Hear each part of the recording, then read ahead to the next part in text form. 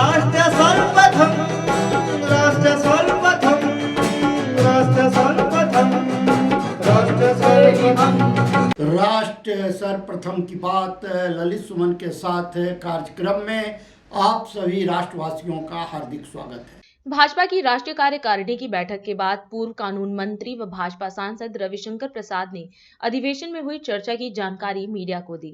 इस अवसर पर उन्होंने कहा कि साल 2023 भाजपा के लिए महत्वपूर्ण है, क्योंकि इस साल 9 चुनाव और अगले साल 2024 में होने वाले लोकसभा चुनाव हैं।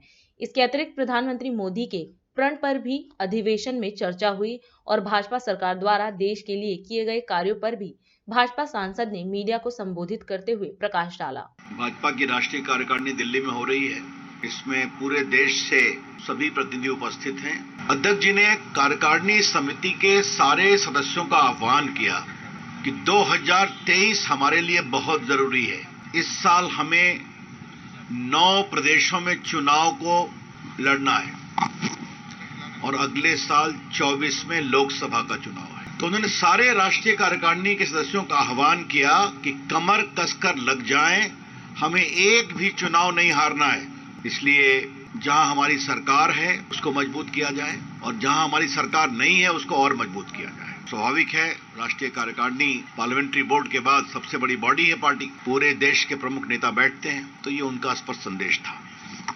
आपको मालूम है कि अध्यक्ष जी का एक और निर्देश पहले हुआ था, जिसकी रूपरेखा माननीय प्रधानमंत्री जी ने स्वयं दी थी कि हमें कमजोर बूथों को ठीक करना है और 72,000 बूथ आइडेंटिफाई किए गए थे। लोकसभा में 100 बूथ देना था, विधानसभा में 25 बूथ देना था। जैसे मैं पटना साहब का एमपी हूं, तो कहा कि आप कोऑर्डिनेट करके 100 बूथ देखिए कहां कमजोर है। तो ऐसे बूथ 72,000 बूथ चिन्हित किए गए, 72,000 बूथ। और अध्यक्ष जी ने बड़े सुकून से कहा कि 1,30,000 बूथ पर हम लोग पहुंचे, जिनको मजबूत करने का फैसला हुआ। तो ये 2 महत्वपूर्ण बात थी, मुझे लगा कि मुझे आपको बताना चाहिए। अध्यक्ष जी ने कहा दयानंद सरस्वती के 200 वर्ष पूरे हो जा रहे हैं। 13 फरवरी को कार्यक्रम है, बड़ा कार्यक्रम, और ये कार्यक्रम बड़े स्तर पर बनाया जाएगा। सरकार का भी सहयोग रहेगा, प्रोत्साहन रहेगा। संभवतः प्रधानमंत्री भी जाएंगे इसमें। उन्होंने दयानंद सरस्वती के 2-3 उपदेशों को याद दिलाया, जिसका सबसे प्रमुख था अंतिम स्तर पर खड़े व्यक्ति की चिंता होनी चाहिए। और इसी क्रम में उन्होंने बताया कि किस तरह से प्रधानमंत्री नरेंद्र मोदी की अगुवाई में अंतिम पंक्ति में बैठे हुए व्यक्ति की बड़ी चिंता की गई है। चाहे वो गरीब कल्याण योजना हो, भोजन योजना हो, डीबीटी हो, अन्य सुरक्षा के हो, तो किस तरह से अंतिम छोर पर खड़ा हुआ व्यक्ति एम्पावर हुआ है, उन्होंने उसकी विस्तार से चर्चा की। अध्यक्ष जी ने 15 अगस्त को लाल किले पर माननीय प्रधानमंत्री जी ने जो 5 लक्ष्य और 5 प्रण देश के सामने रखा था, आपको याद होगा, गुलामी के हर अंश से मुक्ति, freedom from every trace of our slavery, Bharat की विरासत पर गर्व, holding great pride on the extraordinary tradition of India heritage. तीसरा, विकसित भारत का लक्ष्य, commitment to make India a today developed country, एकता एवं एकजुटता, देश में यूनिटी हो। और लास्ट था, नागरिकों में कर्तव्य की भावना भी आए। अध्यक्ष जी ने आज पार्टी की ओर से बहुत गर्व से कहा कि मोदी जी ने जिन 5 प्रणों की बात कही है, उसमें आज भारत की क्या स्थिति है। भारत के उपलब्धियों की चर्चा पूरी दुनिया करती है। आज अमेरिका के राष्ट्रपति बाइडेन ने भी जिस तरह से डेमोक्रेटिकली कोविड में मोदी जी की अगुवाई में मैनेजमेंट हुआ, इसकी उन्हें तारीफ की है। अध्यक्ष जी ने एक बात और कही कि अगर भारत का अतीत देखें तो टेटनस का टीका हो, पोलियो का टीका हो, मीजल्स का टीका हो, उसको आने में कितने समय लगते थे। आज 9 महीने में 2 मेड इन इंडिया वैक्सीन तैयार हो गए और देश में 220 करोड़ डोजेज लगे, ऑल विदाउट कॉस्ट। ये एक बहुत बड़ी बात है। कुछ लोगों ने कहा कि हम देंगे तो अलग बात है। इसी में अध्यक्ष जी ने भी कहा कि भारत अपनी परंपरा पर गर्व करे, अपनी विरासत पर गर्व करे। तो आपने देखा किस तरह से काशी का कॉरिडोर बना, विश्वनाथ जी का मंदिर, वहां पर सम्मान किया गया महारानी अहिल्याबाई होलकर को भी और महाराजा रणजीत सिंह को भी, जिनकी भूमिका थी। तो आज भारत के हेरिटेज को आगे बढ़ाने के लिए हर काम हो रहा है, जिस पर देश को गर्व हो। राष्ट्रीय स्वरोजगार पुरस्कारों से सम्मानित युवाओं को केंद्रीय वाणिज्य एवं उद्योग मंत्री पीयूष गोयल ने आज संबोधित किया। सबसे पहले उपस्थित विजेताओं को शुभकामनाएं देते हुए केंद्रीय मंत्री ने कहा कि उन्हें आशा है कि आज का दिन उनके आने वाले सफर में यादगार सिद्ध होगा। वहीं उन्होंने पुरस्कार के लिए नामांकन देने वाले अन्य प्रतिभागियों की भी प्रशंसा की और कहा कि नामांकन भरना और अपने विचार सामने रखना भी बड़ी बात है। आजादी के अमृत काल में हमें नवीन विचारों की आवश्यकता है और प्रधानमंत्री भी स्पीड, स्किल और स्केल यानी गति, कार्यकुशलता और आकार को लक्ष्य कर काम कर रहे हैं। First of all, a very big congratulations to all the award winners who have been recognized for their fantastic work today. Congratulations. A day which I hope will hold you in good stead as you progress in your journey in this new idea that you have seeded, that you are going to expand, hopefully across oceans, but also a day which will, I hope, encourage every one of those who were shortlisted and every one of those who even applied for the awards. I would like to give a big round of applause and congratulations to everybody who applied. And I think the fact that you had the confidence to put in your papers, send in your application itself makes you a winner, makes you deserving of accolades. And I'm sure it's always a difficult task selecting a few out of the many applicants. But I must commend the jury for the outstanding work that they do, the number of long hours that they put in, and for their selection of very good ideas, very good innovators who truly deserve today's award. I have no doubt in my mind that across the country, in the remotest parts of the country, and I believe there are over 650 districts today where these 88,000 startups are housed. We have almost half of them with at least one woman co-founder or director. The fact that this idea has got seeded across the length and breadth of India is itself a success of startup thinking. We are entering into the Amrit Kal. In that sense, 2023 is a very important year. We've completed 75 years of independence, a day when we reflect on, a period when we reflect on a lot of achievements of the country. But as we enter into Amrit Kal, we'll need to have out-of-the-box ideas. We'll need to really see how we can progress much faster than ever before to meet the growing aspirations of a young India. If I see the number of initiatives and the timeliness of those initiatives over the last few years, I recognize that Prime Minister Modi has worked to creating the foundation, the building blocks of a resurgent India, of a powerful India, of an India that gets recognized throughout the world today as the emerging growth story, as the country which will power economic growth across the world. Prime Minister Modi thinks of the entire country and is always focused on speed, skill and scale in execution of projects. When he visualized Digital India, he recognized that unless we take it to the remotest corners of the country, we won't be able to truly get equitable development throughout the country. Without the Digital India mission launched in 2015, without this rapid spread of 4G throughout the country, and now with the launch of 5G on 1st October, we'll truly get into the most modern systems available anywhere in the world. Startup ecosystem in the remote parts of the country, so that even when I go to Banaras and I invite all the local startups, there's a room full of young boys and girls at the Banaras Hindu University. And that is the strength or the power of an idea when taken to speed and taken to the remotest parts of the country. It engages the whole country with that idea.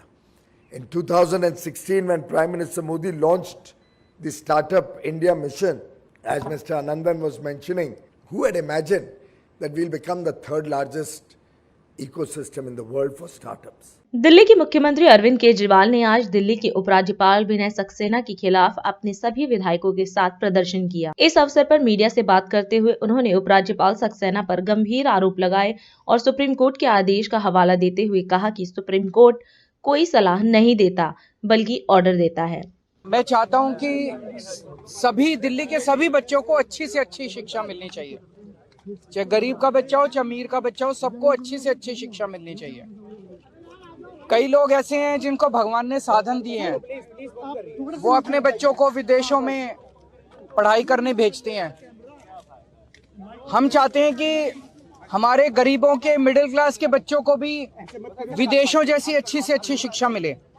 अब सब बच्चे तो विदेश जा नहीं सकते, तो हमने दिल्ली में स्कूल अच्छे कर दिए। अब हम अपने सरकारी स्कूलों के टीचर्स को विदेशों में ट्रेनिंग के लिए भेज रहे हैं। वो वहाँ पे दुनिया की बेस्ट ट्रेनिंग लेके आएंगे। हम उन्हें फिनलैंड भेज रहे हैं। फिनलैंड दुनिया का वो देश माना जाता है जहाँ दुनिया में सबसे अच्छी शिक्षा फिनलैंड में दी जाती है। तो हम दिल्ली के सरकारी स्कूलों के टीचर्स को फिनलैंड भेज रहे हैं, वहाँ से वो ट्रेनिंग लेके आए और हमारे सरकारी स्कूलों में हमारे बच्चों को शिक्षा दें। अभी तक 1000 से ज़्यादा टीचर्स की और प्रिंसिपल्स की हम विदेशों में ट्रेनिंग करा चुके हैं। अब लगभग 30 के करीब ऐसे टीचर्स या प्रिंसिपल्स को फिनलैंड भेजना था हमें। एलजी साहब ने ऑर्डर कर दिया कि ये फिनलैंड नहीं जाएंगे और देखो अगर इनको इंडिया में ही कहीं ट्रेनिंग करा दो। ये तो ठीक नहीं है, ये तो बिल्कुल गलत है। एलजी साहब को क्या प्रॉब्लम है? दिल्ली के लोगों की चुनी हुई सरकार, दिल्ली के बच्चे, दिल्ली के लोगों का टैक्स का पैसा, दिल्ली के लोगों के पैसे से उनको टीचर्स को ट्रेनिंग के लिए भेज रहे हैं। एलजी साहब क्यों रोक रहे हैं? एलजी साहब रोकने वाले कौन होते हैं? एलजी साहब क्यों रोक रहे हैं टीचर्स की ट्रेनिंग को? कि एलजी साहब दिल्ली के लोगों की बच्चों को अच्छी शिक्षा नहीं दिलवाना चाहते। मैं सुप्रीम कोर्ट का ऑर्डर लेके आया हूँ। ये सुप्रीम कोर्ट का ऑर्डर है। इस ऑर्डर में लिखा है, सुप्रीम कोर्ट ने 4 जुलाई 2018 को बोला था, lieutenant governor of Delhi has not been interested with any independent decision making power. ये देखो, इसमें क्या है? ये सुप्रीम कोर्ट ने कहा है लेफ्टिनेंट गवर्नर को कोई भी स्वतंत्र निर्णय लेने का अधिकार नहीं है। एक तो उन्होंने 284 नंबर पैराग्राफ में लिखा और एक उन्होंने 475 नंबर पैराग्राफ में फिर लिखा सुप्रीम कोर्ट ने, there is no independent authority vested in lieutenant governor to take decision. इसमें लिखा हुआ है कि लेफ्टिनेंट गवर्नर स्वतंत्र रूप से कोई निर्णय नहीं ले सकते। सुप्रीम कोर्ट कह रहा है कि लेफ्टिनेंट गवर्नर स्वतंत्र रूप से कोई निर्णय नहीं ले सकते। फिर लेफ्टिनेंट गवर्नर साहब फिनलैंड की शिक्षकों की ट्रेनिंग को रोकने वाले कौन होते हैं? वो क्यों रोक रहे हैं? अगर दिल्ली का चुनाव हुआ, दिल्ली के 2 करोड़ लोगों ने वोट डाल के अपने मुख्यमंत्री को चुना, 70 में से 62 सीट दी, वो मुख्यमंत्री अगर अपने शिक्षकों को फिनलैंड ट्रेनिंग नहीं भेज सकता तो फिर क्या फायदा है ऐसे चुनाव का और क्या फायदा है जनतंत्र का? अभी हम सारे जा रहे हैं और मैं उम्मीद करता हूं कि एलजी साहब को अपनी गलती का एहसास होगा और वो शिक्षकों को ट्रेनिंग के लिए जाने दें। दिल्ली जल बोर्ड की सारी पेमेंट्स रुकवा दी इस बार। हम चाहते थे 24 घंटे पानी और यमुना की सफाई के ऊपर मिशन मोड में काम करना, तो हमने कई हजार करोड़ रुपए जल बोर्ड के लिए रखे थे। कोई पेमेंट नहीं होने दी दिल्ली जल बोर्ड की। एलजी साहब ने डीटीसी के बस मार्शल, जो हमने महिलाओं की सुरक्षा के लिए बस मार्शल लगाए हैं डीटीसी की बसों में, उनकी 3 महीने से पेमेंट नहीं होने दी। एलजी साहब से एक ही अपील है, संविधान को माने, सुप्रीम कोर्ट के ऑर्डर को माने। जब मैं परसों मिला, कहते हैं ये सुप्रीम कोर्ट की राय है। मैं एलजी साहब से कहूंगा एक अच्छा एडवाइजर रखें जो संविधान समझता हो और जो कॉन्स्टिट्यूशन और सुप्रीम कोर्ट को समझता हो। एलजी, सुप्रीम कोर्ट के ऑर्डर सुप्रीम कोर्ट की राय नहीं होती है। सुप्रीम कोर्ट के ऑर्डर सबके ऊपर बाध्य होते हैं, बाइंडिंग होते हैं। अभी समय है एक छोटा सा ब्रेक का। हम चलते हैं ब्रेक पर। ब्रेक के बाद हम आपसे बात करेंगे, आप कहीं जाए नहीं। श्रेया फर्निशिंग यूनिट ऑफ निर्मल्स की ओर से आप सभी को नव वर्ष 2023 की हार्दिक शुभकामनाएं। 7 दिन आपकी सेवा में। हमारे यहाँ कम से कम दाम पर कपड़े उपलब्ध हैं। Kamal Buildtech Private Limited wishing you a very happy new year. With our professional team and experience of delivering projects, in past we guarantee you peace of mind and top quality work in an affordable price. Mother India पत्रिका की ओर से आप सभी को नव वर्ष 2023 की हार्दिक शुभकामनाएं।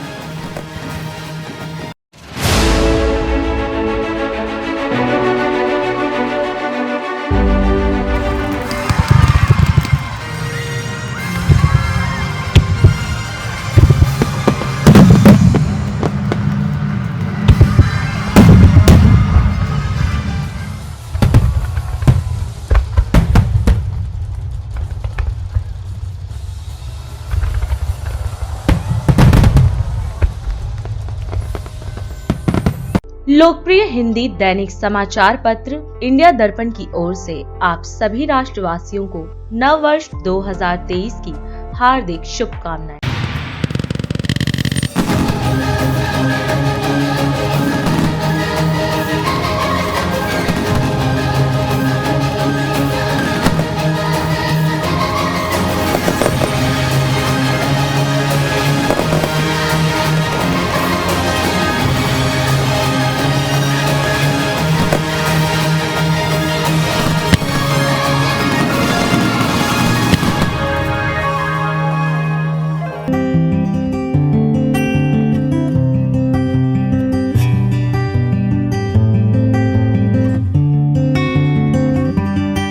वह क्या मार्ग दिखाए जग को, वह क्या मार्ग दिखाए जग को, जिसे दिशा भ्रम हो जाए।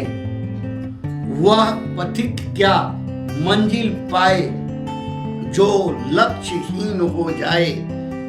कैसे लगे किनारे नैया, जिसका नाविक बहक गया हो। कैसे राष्ट्र बढ़ेगा आगे, जिसका अगुआ भटक गया हो।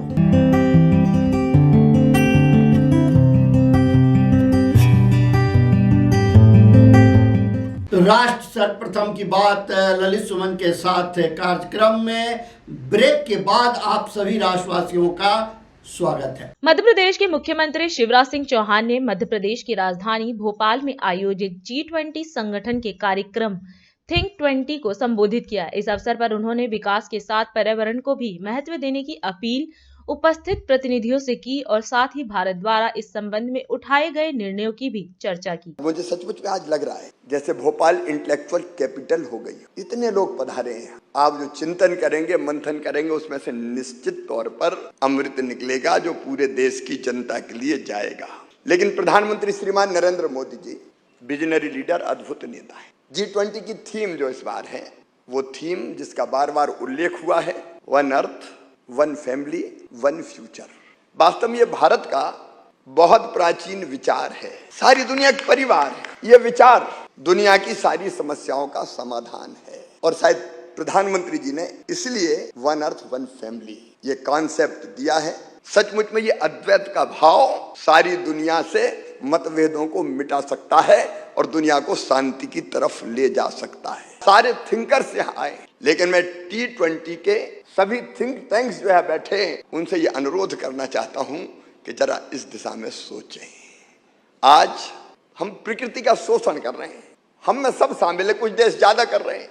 जो विकसित देश हैं उन्हें संसाधनों का दुनिया का अंधाधुंध दोहन किया है। भौतिक प्रगति की चाह में आगे निकल गए, कई पीछे रह गए।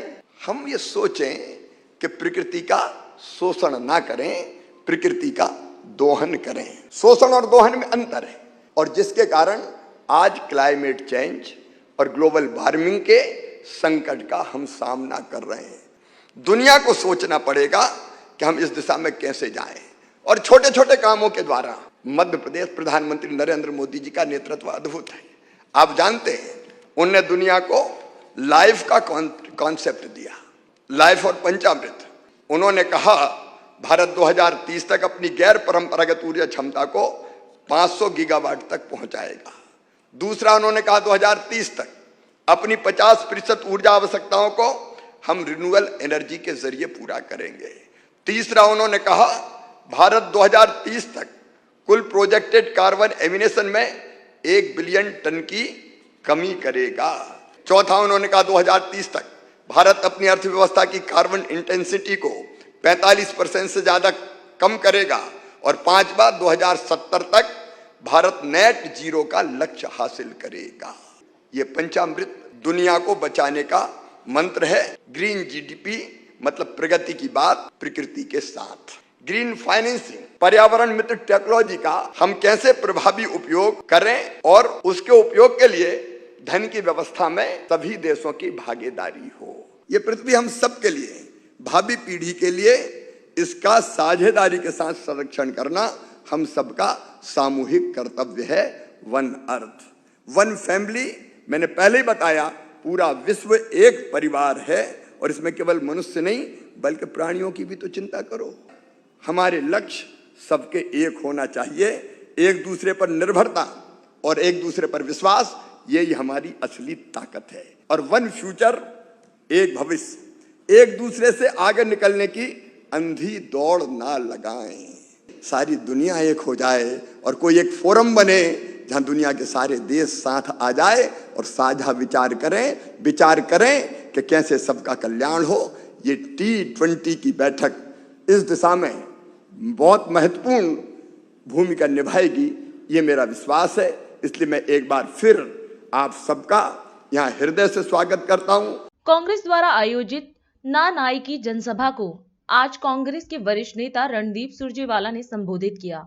कर्नाटक के चुनावी अभियान की शुरुआत के रूप में हुई इस आयोजन में कांग्रेस प्रवक्ता रणदीप सुरजेवाला ने कांग्रेस नेत्री प्रियंका गांधी को केवल महिलाओं की ही नहीं, सभी गरीबों और पिछड़ों की आवाज भी बताया। इस मंच से कहा गया कि प्रियंका जी केवल महिलाओं की आवाज हैं। प्रियंका जी महिलाओं की आवाज तो हैं ही, पर हर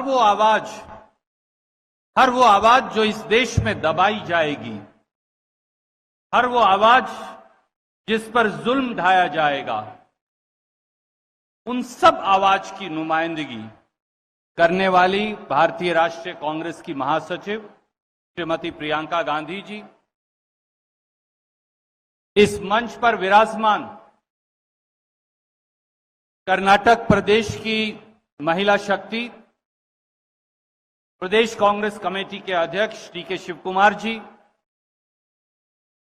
पूर्व मुख्यमंत्री विपक्ष के नेता सिद्धारमैया साहब, काउंसिल में विपक्ष के नेता बी.के. हरिप्रसाद जी, हमारे कैंपेन कमेटी के चेयरपर्सन एम.बी. पाटिल जी, कांग्रेस कार्य समिति के सदस्य मुनियप्पा साहब, एच.के. पाटिल जी, दिनेश गुंडूराव जी, आदरणीय मार्गरेट एल्वा जी, महिला कांग्रेस की राष्ट्रीय अध्यक्ष नीता डिसूजा जी, प्रदेश अध्यक्ष पुष्पा अमरनाथ जी और पूरे प्रदेश से आई हमारी माताओं, बहनों, मातृशक्ति, मैं आज हम सब की ओर से एक ऐसी नारी शक्ति जिन्होंने इस देश की महिलाओं को, इस देश के युवाओं को एक नई आवाज, एक नया जज्बा दिया, जिन्होंने ये ताकत दिखाई कि नारा दिया एक कि मैं लड़की हूं, लड़ सकती हूं, महिला किसी से कम नहीं, वो बराबर है। और ये मंच इसका गवाह है, जब कांग्रेस का पूरा नेतृत्व आपके सामने है और केवल प्रदेश की महिला शक्ति इस मंच पर प्रियंका गांधी जी के साथ मौजूद है। कर्नाटक से वैसे भी नेहरू गांधी परिवार का एक पुराना रिश्ता रहा है। इंदिरा गांधी जी ने जब एक नए राजनीतिक सफर की शुरुआत की तो वो कर्नाटक से सांसद बनी, और जब देश में एक व्यापक बदलाव लाने की श्रीमती सोनिया गांधी जी ने शुरुआत की तो फिर कर्नाटक की नुमाइंदगी उन्होंने देश की संसद में की। वो चिकमंगलुरु हो या बेल्लारी हो, हमेशा कर्नाटक के लोगों ने, कर्नाटक की महिलाओं ने, कर्नाटक के दलितों, पिछड़ों, अल्पसंख्यकों, युवाओं, किसानों, गरीबों ने एक नया इतिहास लिखा है। और आज जब पूरा प्रदेश महंगाई की आग से झुलस रहा है तो आज और आवश्यक है कि हम प्रदेश की महिलाओं के लिए एक नया एजेंडा तैयार करें ताकि हम नारी शक्ति के साथ खड़े हो पाएं। और आज वो सारे सुझाव जो हमने लिए थे, उन सारे सुझावों को कांग्रेस के नेतृत्व ने उस पर व्यापक चर्चा की और आज उन सारे सुझावों को लेकर आज आप हम सबके बीच में आई।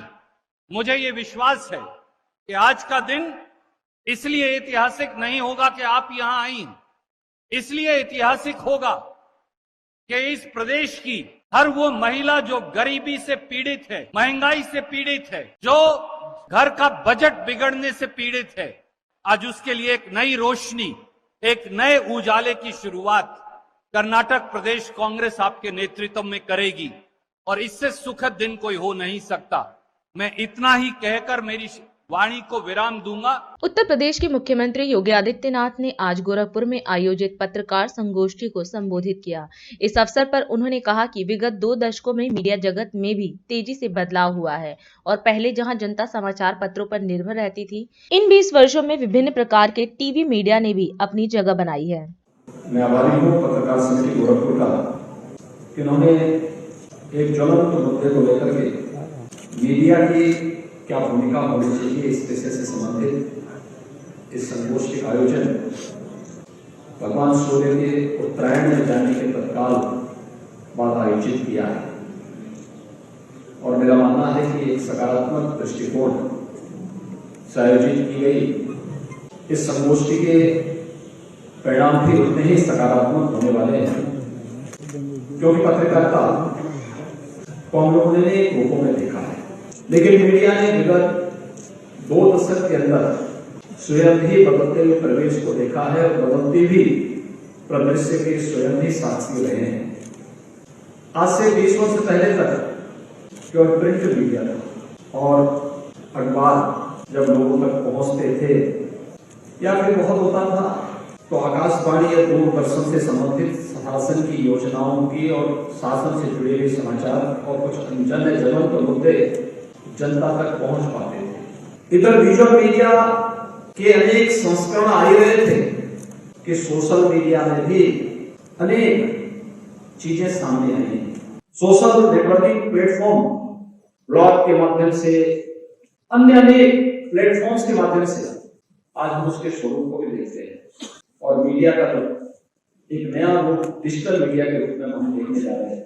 इन सब चुनौतियों के बीच भी किसी की भूमिका कम भी नहीं हुई है और किसी के प्रति आकर्षण भी आज भी सामान्य जनमानस में सबके अपने अपने ग्रुप बने हुए हैं, यानी कह सकता हूं कि सबकी अपनी जजमानी आज भी जीवित बची हुई है और उसके बीच उन चुनौतियों से जूझते हुए अपनी विश्वसनीयता को बनाए रखते हुए मीडिया जगत से जुड़े हुए आप सुधीचंद कार्य कर रहे हैं।